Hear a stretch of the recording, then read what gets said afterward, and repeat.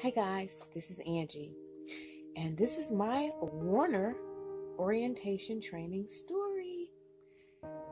Sometimes you can want something so bad and you just hold it really, really tight, and it becomes sand. And sand, when you hold it tight, it just falls out of your hand. And that's what happened to me at Warner. I studied hard to become a truck driver. It was one of the hardest things I had to do. And I thought it was going to be easy. I went to door thinking, was enthused. I could do this. I drive a bus, I drive a truck, I drive an ambulance. I could do this, but it wasn't that easy. But when I passed, it was such a great revelation. And it was just, I was just elated. I was so happy. And so I had several job offers, and I took the one Warner. And I went to orientation. Orientation was great. And then you had to wait on a trainer. You did the tests, and then you had to wait on a trainer. I waited on the trainer. First trainer was a great, very well-spoken, educated young man, family man. I had the best setup. He worked during the day. We drove all day, and then he, went home at night, and I went to the hotel. So I wish to God I did not say anything. I wanted to do this 45-degree and 90-degree turn, which I'd never heard of, and I had to do, and I had to learn this because we didn't do it in class, and I was just really pushing to learn this turn, and I really wanted to do it. And then when he was like, he really wanted to teach it at the end, and so when he was like, you need to get somebody else to do that if you can't wait until we teach you, I just really wanted to do it. I wasn't pushing or screaming or anything. I just really wanted to learn to do this turn. And sometimes it has like really no trucks in it, and that's when I really wanted to do it. So when he said you need another trainer, I took it to heart, and I just called, and I was like, he said I need to get another trainer, and she took me away from him. And he was like, why did you call? Why did you do that? And I'm like, I don't know. Put my foot in my mouth, messed up my first trainer, who was the greatest guy ever, greatest trainer, greatest person. Sorry, it messed myself up. So I ended up, after that, it just went downhill. My second trainer, he taught me a little things, but he was just so busy, following the truck. I'm like, I'm following another truck, not following to go do anything. I'm following it to hitch up with his girlfriend. Then, I put up with that. He either slept, which they did not explain to me that it was a team train where he slept and I drove. And I did everything while he slept. They didn't tell me that. He didn't tell me that. He just slept, and I ended up doing everything, and learning how to do everything my own. Hook up the trailer, hook up the refrigerator, reading the paperwork, making sure the temperatures are right in the reefer, which is a refrigerated truck, refrigerated trailer on the truck. I learned all that, he showed me some things, but I did learn that and continue to do it on my own without him. So I do thank him for that. And, but he was just so enthralled in her and his wife, and it was just too much drama. And it really wasn't training me. The only little two things he could ever wake up and say was, you're driving too slow, drive faster.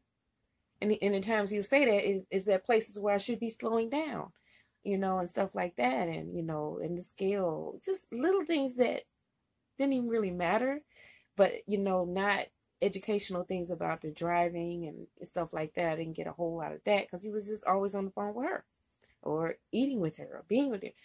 I wasn't jealous, didn't care. He was just like a 28-year-old kid, but that's not what you do when you're training somebody, or either explain to you, So that, bottom line, that didn't work out. And,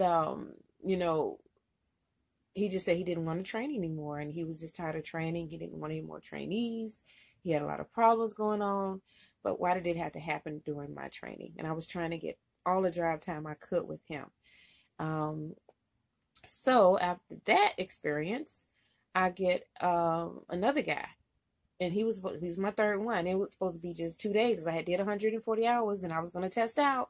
Because even he said, you drive so good that you don't, just see if you can test out at 140. But you need to get at least 140. So I drove with this guy 2 days. First day, it was okay. The first day, He wanted to give me a banana. He wanted to, he was just, giving me food and being nice. And he, talking to my friends on the phone and all that, and say, oh, you got a YouTube videos. You got this. And you went to school for that. You got 9,000. I didn't even know I had 9,000 views on my dialysis video. Guys, check it out. And he told me that. I haven't looked at my videos in a while, at those videos in a while. So, it was going okay. He talked to my friends. Then the next day, my sister was in town. And I was on the phone with my sister. And he was like, do you want to go see your sister? She's over here. I'm like, yeah. He offered, and I'm like, yeah, she a truck driver, and she was right around the corner. And he said, that's the same place we go to. We can go around there. And he offered, and I'm not going to turn him down if he offered. So we get over there. To make a long story short, I'm thinking it's like 5 minutes away. It was like maybe 15, and then we ran into traffic, 15, 20 minutes away. And when we get there, my sister came out of distribution center, whatever you call it, distribution center for where she was at. But it said no parking. Of course, she doesn't want to lose her license. She doesn't want to get a ticket. So she didn't park where he told her to park. So she parked like a block down at a feed store, tractor and feed store. And he gets upset, starts cursing. Why did she move? We come way over here and she moved her truck, and just getting loud and boisterous. And I'm like, really? I said, it's not that serious. I don't have to go see my sister. You the one said I could go. So, and he was then, I was driving, and he was like, I'm gonna let you see her. It's her fault. It's her effing fault. Just screaming. Oh, mom, why she do it? He was, accent. He was from Trinidad. So, and he's screaming at me. I'm crying, tears rolling down my face. Like, it's not that serious. I just want to get my training over with. I'm panicking and stuff, And I was like, what do you want me to do? So we're sitting at the stop sign, and he was like, I want you to go that way, because she should have been effing standing there. And so I went to the right. Well, my sister was right here to my left, maybe not even a block down, parked, legally. And he was mad because she moved. I mean, he just went bipolar. I mean, seriously bipolar, which I wish I had recorded it. But I know you can't record people talking in Illinois, but I wished I had recorded video so I could show them how he acted. So he gets on the phone. And first he tells me to call them and tell them that I was quitting so I can get my own truck. I said, I'm not going to call them and tell them I'm quitting, because I'm not quitting. He just went cuckoo with these demands. And he tells me to go in and find a payphone and call her now. I'm like, but your lady didn't even tell me to call her. Go in there and call her now and tell her what I said. If you want to get you a truck, you better say what I said. And I'm looking at this 38-year-old man like, really? Really? He's doing this to me. I'm like, God, is this really happening to me? And this is a job I really and truly want. Is this really happening to me? And it was happening. So I'm like in tears, and I'm walking around this place like, I'm supposed to be looking for a payphone because my phone wasn't working. I could not get a signal, could not get my phone to work, because I had to switch the SIM card over to another phone, and I just could not get it to hook up. And but he demanded that I call in and tell them that I wanted to quit or get my own truck. And I'm like, I didn't understand his reasoning in that. But then he starts saying, I offer you banana, you don't want no banana from me. And then I offer you chicken, you don't want my food. Oh, I was the best trainer in the world. Now all of a sudden I'm the bad person. That's what, he just went ballistic on me. And I'm just in tears and crying. I'm like, I can't believe this happened. I said, sir, if you want to put me out right here, just put me out right here. I'll find a way home. And I'm just getting my bags down. When I'm getting my bags down, he drives up and he hits the brakes and almost snails me through the window. That's what I went through. But if I tell someone that story, I can say that same story 1,000 times because it is the truth. God strike me down right now, the truth of what happened. But he lied. He gets on the phone after telling me that I was one of the best drivers he drove with and that I should teach and all this kind of stuff. I should teach driving. I'll be real good at it. It went from me being the best driver to, I don't think she should have a truck. Telling the bosses I don't need a truck. That's what you go through when you get with trainers and this littlest thing happens. I think he got attached to me and my personality or who I am, and hoping that I like him, he like me, nice person, he's a nice person. And when it blew up with my sister situation and he cursed me out and I started crying, he felt like now I'm a bad guy. And that's just what he said. Now I'm the bad guy because you didn't get to see your sister. Now I'm going to be talked about like the bad guy. I'm like, by who?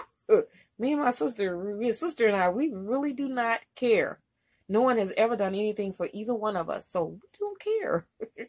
So it was just a bad situation. And I ended up having to get the fourth trainer, who was the trainer on the thing that I was doing. And I'm thinking I'm not going to smile. I'm not going to, show my videos. I'm not going to share that part of me or my friends. You know what I'm saying? I'm not going to share all that. I'm going to be just looking grumpy and mad the whole day so I can fit in this grumpy and mad world instead of being happy. Because when I'm happy, people seem to tear it down. So he told me, why are you so negative? I'm like, because when you're positive, people tear you down. And so we pick up these boxes. It's Dollar Tree. If anybody want to Google it, Google Warner Dollar Tree account and see all those boxes that I picked up, and pops and drinks, and I'm out of shape. So I did all that work. 8 hours on one truck, 4 hours the next, 3 or 4 hours on the next load, and then did it again in the morning. Emptied the whole trailer. Okay? And I ended up getting a cramp while I was driving. I mean, a cramp so big my thigh had a knot in it like this. And I kept that truck in the road. I drove it safely and didn't hit anything. Of course, I'm not messing up my license or taking anybody else's life. I veered through that cramp, and yeah, he did open up my tonic water, which I drink tonic water for cramps, but I didn't know I was going to get one in the daytime. I usually don't need it until at night when I go to sleep. After doing strenuous work, in my work in the yard, I know I may need some at night if I don't drink enough water. And so I'm thinking everything's great. And I can't climb in the bunk beds. Yeah, I'm fat. I can't climb up in the bunk beds. I tried. My feet just would not let me climb up there. And I tried. I did try. And a guy told me another way to do it, to reach behind the bed and grab it. And I was going to try that tomorrow. But of course today, I didn't sleep in the truck last night because we stayed there and I didn't be back to the truck till like 8 o'clock, he told me. So I was there at 8. Before 8, I got there 7:48, 7:48 when I got back to the truck. And so he said he had to go brush his teeth and do everything. So I went and made me some sandwiches. And I came back, he was standing outside of the truck, and I'm like, okay.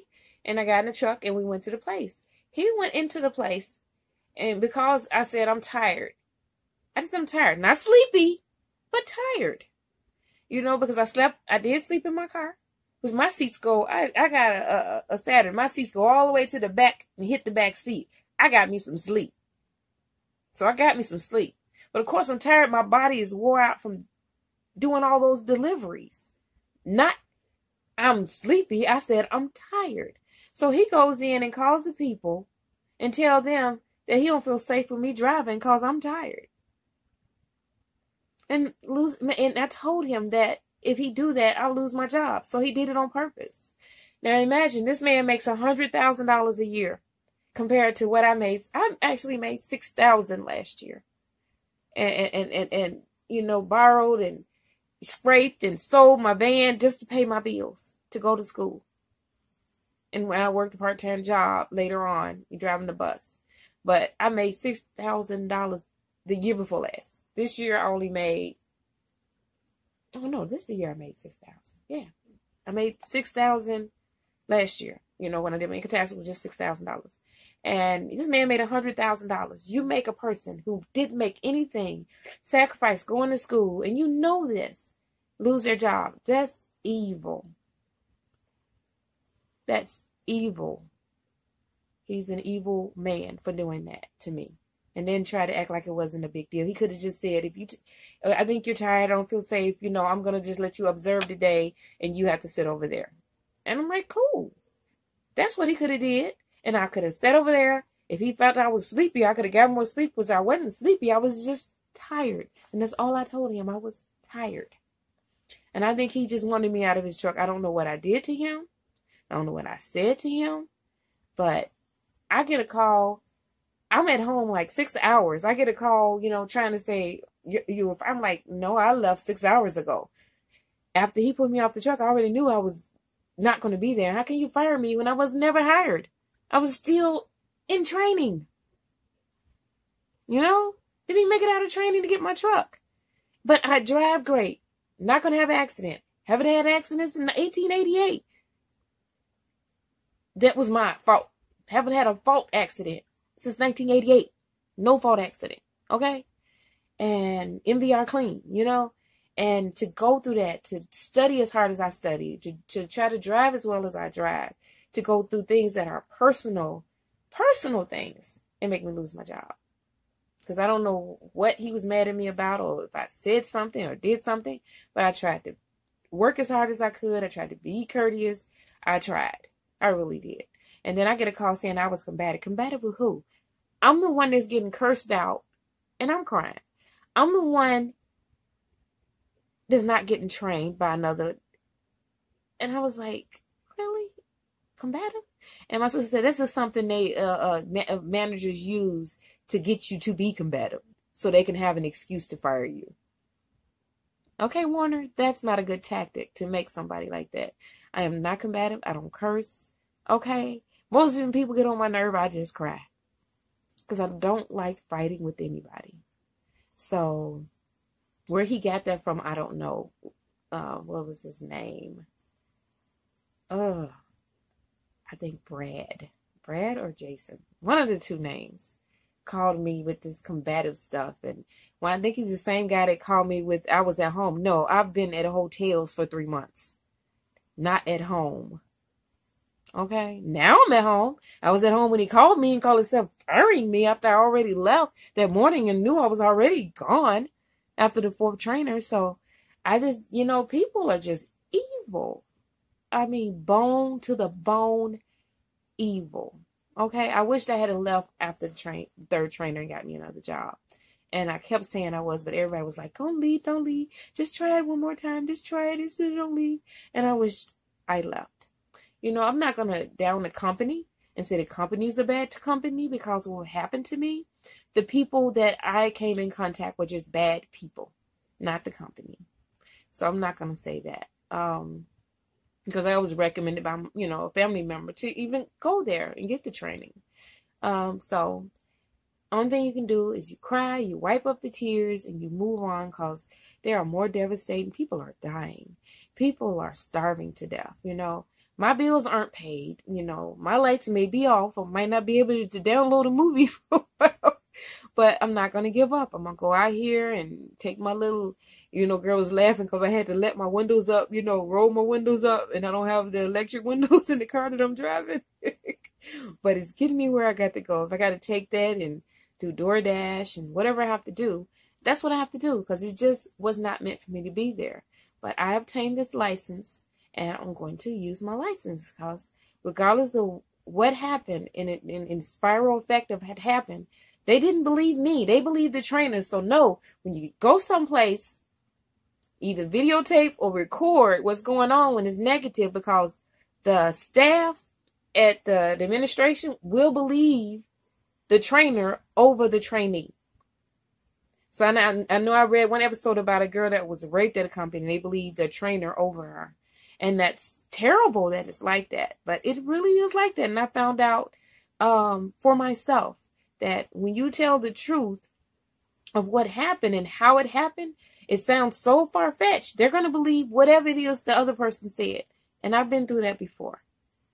So I just can't wait till I'm able to train with another company and get my truck, drive, hopefully become a owner-operator with my sister. Because that was our plan, to be at Warner and be a team. Because she was leaving the job that she was at to come and be a team with me. But of course, I never made it out of the truck. Never got my truck because of personal vindictiveness from people. So, but whatever. What can you do? And I don't ever say whatever. The other guy kept saying that. I'm like, that's a curse word, not just curse. But I'm okay. I've cried it out. I prayed it out, and everything's going to be okay. It just wasn't meant for me to be there. Maybe some accident was going to happen, and God was saving me from it. So I thank God for that. Talk to you later. Keep on trucking. Keep on doing it. Because Angie's going to keep on doing it. I'm not going to give up. I'm not going to let this mishap my life. Bye-bye. Take care. Toodaloo.